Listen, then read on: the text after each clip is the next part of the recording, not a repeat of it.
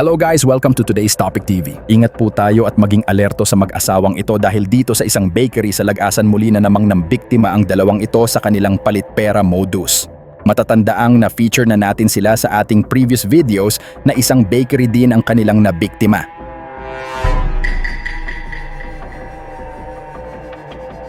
Sa video makikita ang lalaking ito na bumili ng isang peanut butter at nagbayad ng 1,000 piso.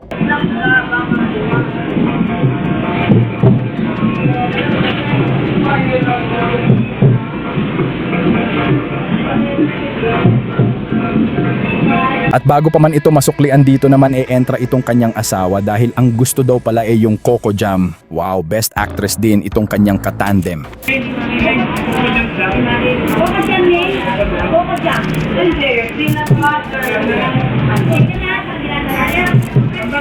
At dahil ayaw at wag na lang daw ay ibinalik na lang ang 1,000 na kaagad niyang pinalitan ng 100. At dahil dito nawala na sa focus ang tindera, dahil itong si ating scammer ay kunwaring tanong ng tanong sa tindera ng Coco Jam, kaya't nabigla ang tindera nang ipakita ng lalaki ang 100 sa kanya. Nakaagad naman niyang pinalitan ng 1,000. At dahil nga nawala sa focus si ate kaya't nakalusot ang modus ng dalawa.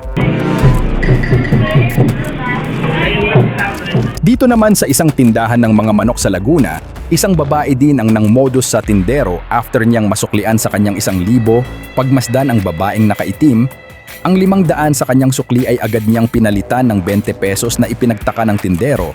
No, 20, binalik ko, 20. 300 lang. Oh.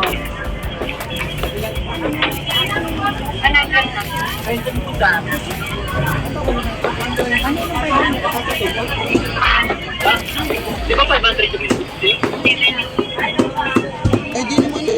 kumain ng kagulo eh. Hindi, di nga sa naka-block.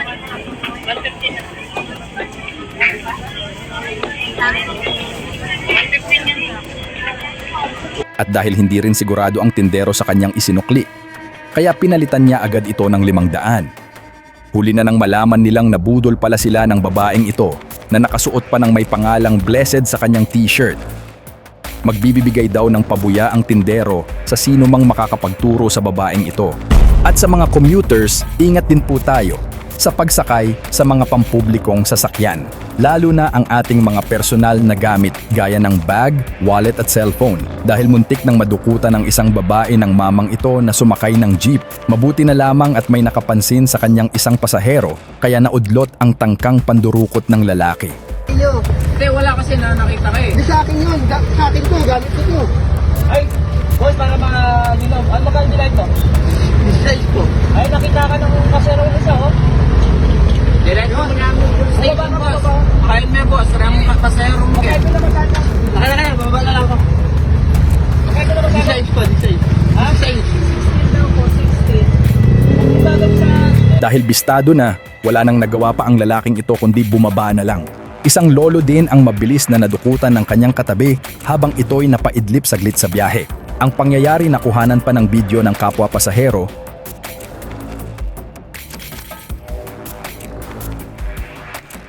Hindi na nalaman pa kung ano ang mga sumunod na nangyari dahil naputol na ang video. Pero sana ay magsilbing aral ito sa ating mga kababayan na maging alerto lagi sa mga scammer at mga mandurukot.